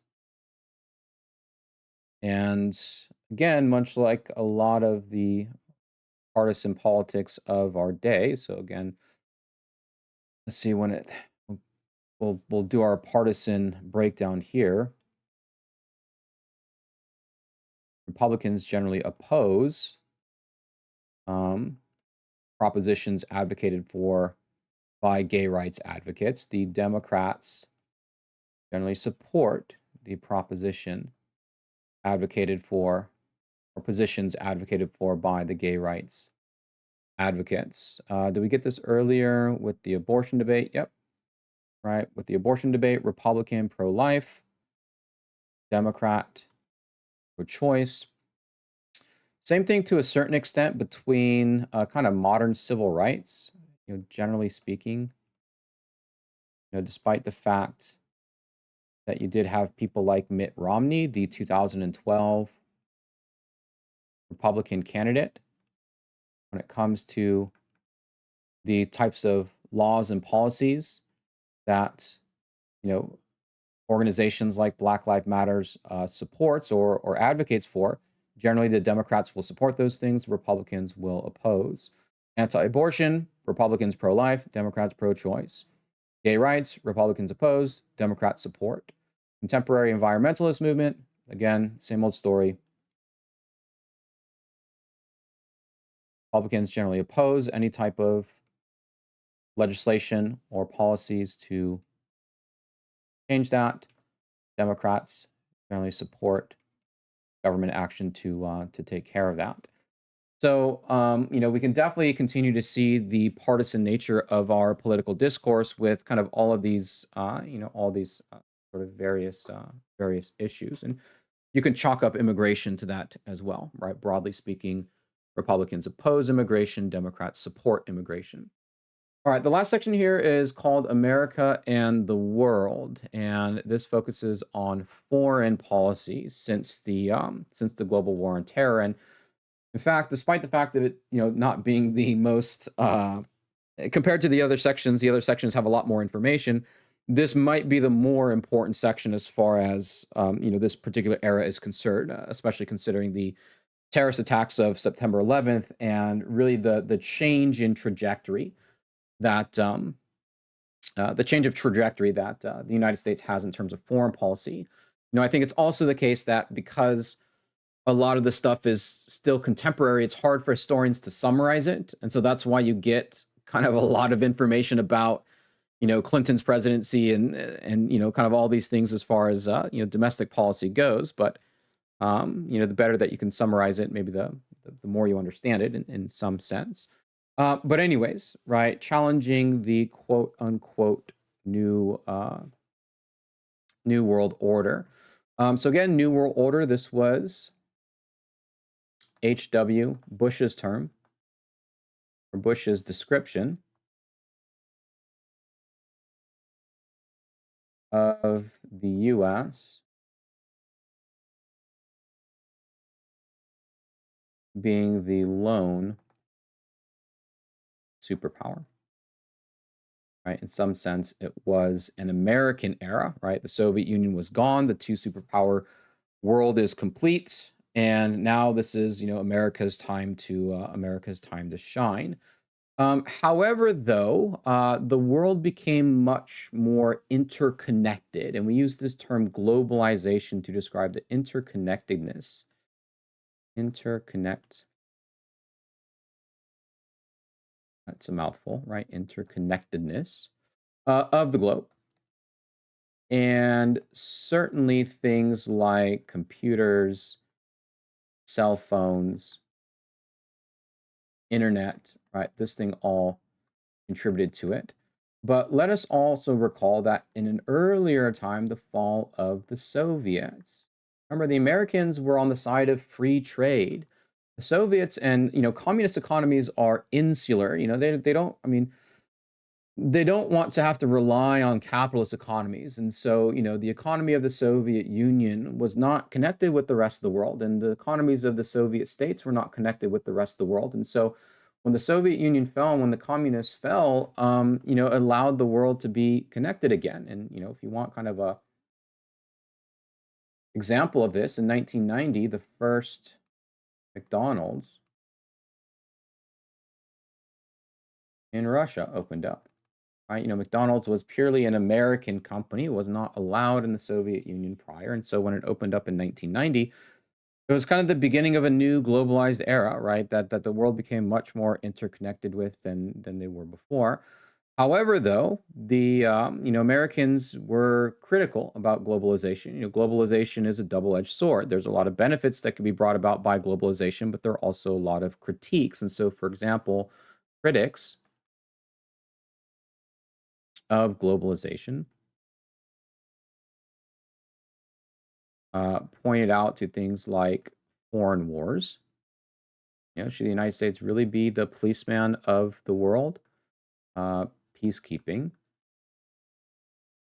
And, a lot of people would probably be, those who are critical of American peacekeeping would probably put that in quotes, right? Peacekeeping. I'm probably not thinking that's so peaceful. We'll say multinational corporations. What happened with globalization was that a lot of American factories left the United States and went overseas, right? Free trade agreements like NAFTA meant that American companies could build their factories in Mexico, get the cheap labor down there, and then import to the United States. And so a lot of people said, no, this is not good for our economy. We need to keep businesses in the United States, not allow businesses to go overseas, and also multinational organizations. All right, so this would have been, things like the IMF or the World Bank that were sort of in the business of providing loans to developing countries. In a more recent context, this might be like the European Union. We saw with Brexit, Great Britain leave the European Union, leave a multinational organization. So one of the consequences of globalization is that it takes focus away from the national, sort of at home, and kind of places it on the international. And some people came to protest against that, right, or become critical of that. But probably by far, the most important kind of thing happening in terms of the shift in foreign policy is the aftermath of September 11th. And I think in all of this chapter, this is probably the part where we have the best understanding of what is significant about this post-Cold War era, right? And that is the shift that the United States and the world goes through after the September 11th attacks. So, in the section called "The Rise of Terrorism," we're just going to define this as violence as a form of intimidation against people and governments. And the thing about terrorism, especially in the more recent years, and terrorism directed at the United States, was that there are various incidents that had actually happened before September 11th. And it's only in the aftermath of September 11th that kind of our attention is focused more on these issues. And the question is, of course, for Americans, that why couldn't we see September 11th coming, given that there were preceding examples of this? So, for example, overseas in 1998, there was a bombing of U.S. embassies. In 2000, a U.S. naval ship was bombed. If we look, and this is like, was abroad. This happened overseas, embassies in different countries. I think it was Kenya and some other country. And a ship, the USS Cole, in the year 2000 was bombed by terrorists as well. But this also happened at home, right? There was an incident where, in fact, in 1993,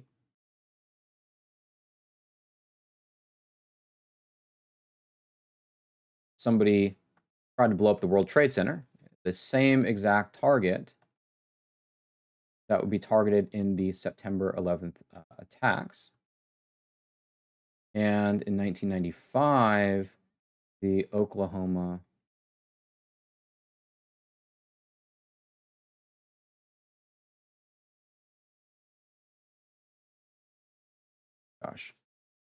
Oklahoma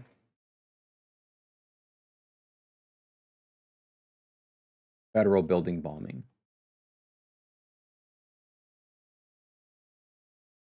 So there had been incidents regarding terrorist attacks before September 11th, but it was the September 11th attacks that were the biggest one. In fact, the September 11th attacks are the largest and most deadly terrorist attack in the history of the world.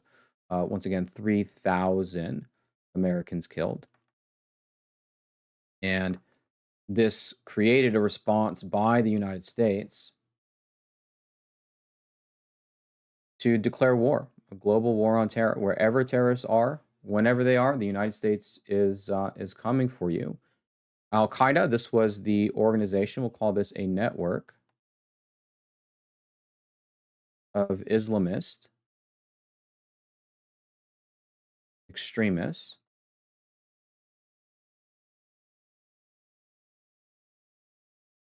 responsible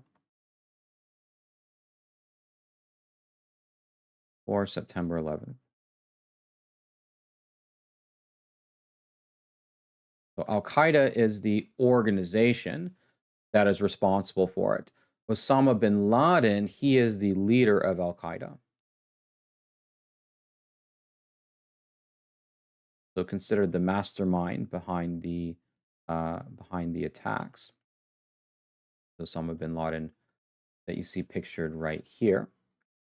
So in the aftermath and upon the the global war on terror, the United States first went after governments that were sympathetic or harbored groups like Al Qaeda. And for the most part, many governments were willing to work with the United States. One exception was the Taliban. Taliban will call this a fundamentalist. A fundamental means sort of like a strict adherence to or a literal interpretation of the religion. Fundamentalist Islamic government in Afghanistan. And they offered essentially cover for Al-Qaeda.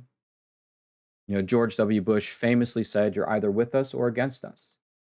And if you're not going to help in the help of apprehending and capturing members of Al-Qaeda and bringing them to justice, then you're against us." And the Taliban government in Afghanistan was unwilling to work with the United States, provided cover for Al-Qaeda as an organization. And so in 2001, the United States declared war on Afghanistan. Thus declared war on Afghanistan. And in some ways, the war in Afghanistan was, and we'll just make a note here, similar to Gulf War in that it had practically universal support, right? Universal support. The same type of coalition that HW had built before with, even, HW Bush in the Gulf War had even gotten other Arabic states and had gotten the Soviet Union, Republicans and Democrats, the United Nations. The war in Afghanistan had similar support. Pretty much the whole world was on the side of the United States to depose the Taliban. And, the war in Afghanistan, went very, it went, with a lot of support. Partisan, meaning both Democrats and Republicans favored it. And the Taliban government was deposed rather swiftly, but it would be the ensuing occupation of Afghanistan. So the war in Afghanistan lasted less, than a year. Occupation of Afghanistan, though, and that was like the rebuilding project. Okay, you get rid of the Taliban, and now what? And that 2001 till, Joe Biden got rid of the last U.S. troops there, I believe, and that's 2000. We'll just say 21 or something like that. So it was a 20-year occupation that occurred in Afghanistan. Now, the Afghanistan war, this was popular and successful and had a lot of support. The controversy came with the Iraq War. And this is the war that became a lot more contested, not just in terms of people in the United States, but also by international support.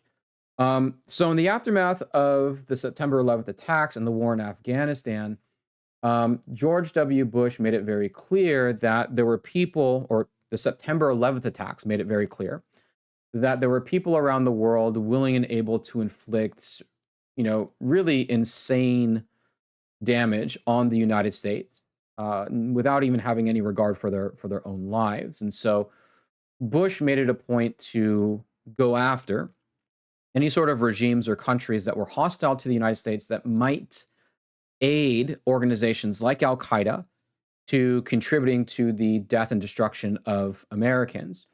And so George W. Bush gave a speech in which he identified the axis of evil. And these were, the axis of evil are, we'll say, regimes hostile to the U.S. that could offer, groups like Al-Qaeda. Al-Qaeda is not the only terrorist organization, but certainly the biggest one, offer Al-Qaeda support. And these regimes are Iraq, Iran, and North Korea. And for whatever reason, these are regimes. I mean, they have their reasons, not like just whatever reason, like it doesn't matter, but for the various different reasons, Iraq, Iran, and North Korea are nations which are incredibly hostile towards the U.S. And so Bush said, to the American public, essentially, look, it's not acceptable to have these nations out there openly hostile to the U.S., perhaps willing to support Al-Qaeda, and for the United States to do nothing about it.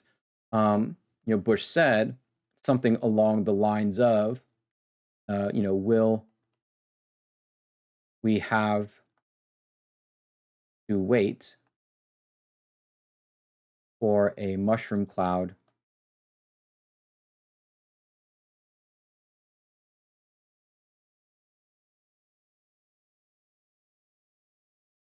in an American city.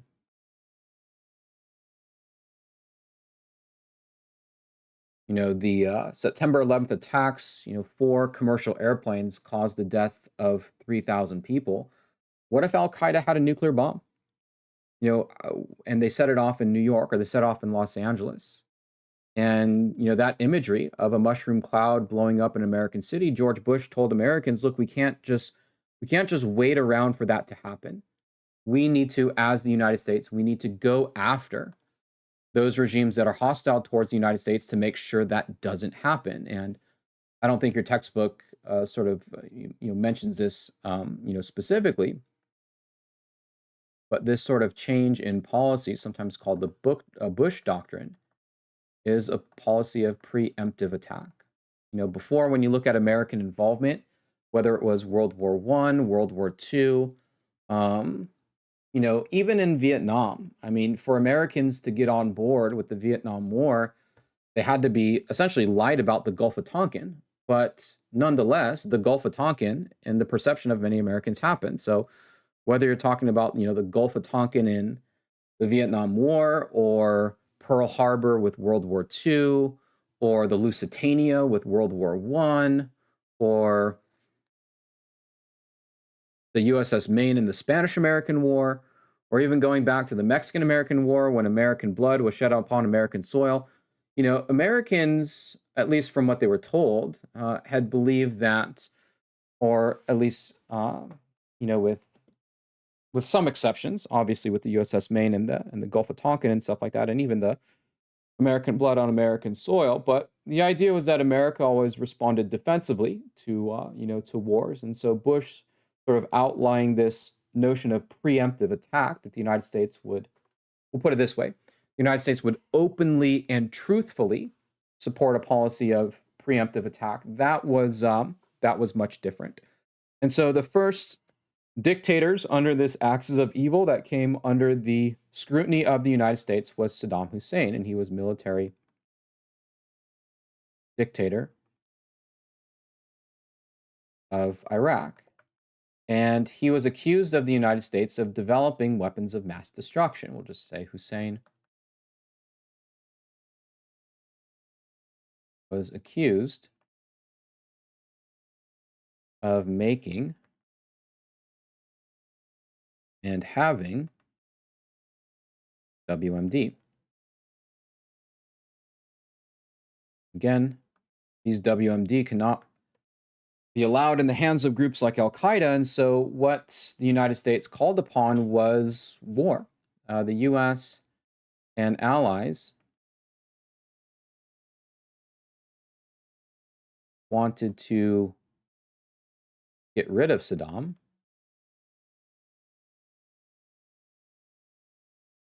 The UN and others wanted weapon inspections. And, after a certain amount of time, the United States kind of abandoned, I would say, getting a much stronger international support that it had in earlier conflicts like the Gulf War and like the Afghanistan War. It said, look, we're not going to wait on the rest of the world to essentially make their decision. We're going to go. And in 2003, the U.S. and a quote-unquote coalition of the willing, as look, if you're willing to go with us as the United States, welcome aboard. But if you're not willing to go with us, then, essentially stay on the side. Invaded Iraq. Countries that were on the side of, wanting further inspections, right, included countries like France, China, Russia. There were some, international nations out there that were, not part of this. And so the Iraq War was less, agreed upon. It was more controversial for that reason. Now, much like earlier wars, the actual war itself ended rather quickly. However, the occupation of Iraq would go on from 2003 until, I don't really know honestly when the occupation ended, but certainly into the 2010s at the very least. And the vast majority of Americans were killed after the initial war. George W. Bush famously gave the mission accomplished speech in regards to the Iraq War. And despite the fact that he'd given that speech, most Americans who died in Iraq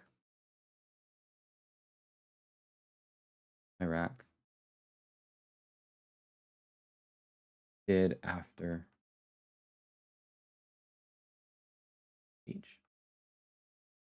And so, as these wars of occupations continued in both Iraq and Afghanistan, and as Americans became more in tune with the type of, events, atrocities, violence, all the things that are associated with war, a lot of Americans turned against the Iraq War. And in a lot of ways, the unpopularity of the Iraq War would eventually pave the way for Barack Obama's presidency in 2008. And so Obama could say, look, back in 2003, when everybody was, ready to go to war, Barack Obama, I did not vote for the authorization of that, whereas other Democratic candidates like Hillary Clinton did, and that gave Obama sort of a pathway to the presidency. Now, the Iraq War and the war in Afghanistan have caused new challenges in the Middle East. In some sense, it has worked to destabilize the region. In neighboring countries of Syria, the Syrian civil war caused, we'll say, millions of refugees having to flee in other nations. And in the aftermath of the destruction of Saddam Hussein, which Saddam Hussein was captured and executed, and the United States continued to try to build a government in Iraq afterwards. And that was, again, kind of a long and painful process. But some of the destabilization in the region gave other groups and organizations room to breathe. And kind of one of the more important post-Al-Qaeda, post-Iraq war extreme Islamic organizations is ISIS, and ISIS stands for the Islamic State of Iraq and Syria. And because both of these wars, civil war in Syria, the war in Iraq, it allowed for enough sort of destabilization for an organization like ISIS to thrive. And ISIS was an organization that violently opposed the U.S. and used social media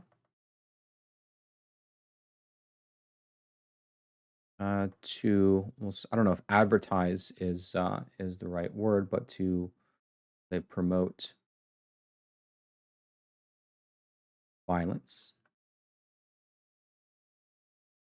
We'll use a different word, to demonstrate violent acts. And during the ISIS era, this was beheading videos, where they would take an American hostage or take some sort of hostage that was sympathetic to the American cause, or at the very least opposed to the cause of the Islamic State, and then behead them, cut their head off on camera, and then advertise that across social media platforms, so so really the entire world could see. So the post Iraq War, post Afghanistan War, did see some new challenges in the Middle East there. The last two sections that we'll talk about, again, kind of talking a little bit more about the shifting nature of geopolitics, but once again, kind of too early to tell for some of these things. One thing that we could mention about North Korea, though, during the Trump presidency, that did mark a delineation from the past, is that Donald Trump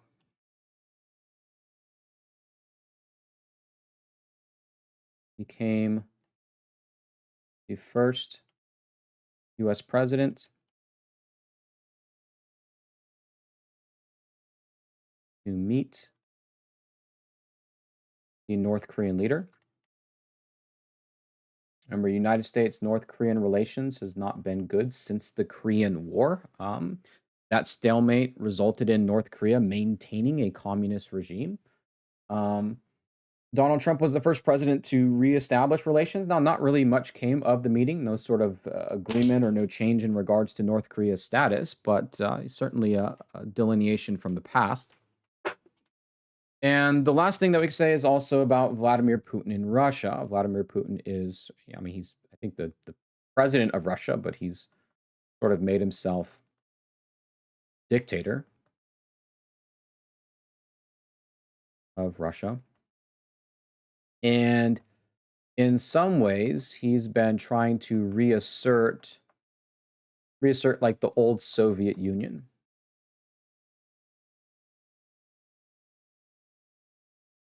And because of Russia's invasions into Georgia, Russia has invaded Crimea, which is let's say, peninsula,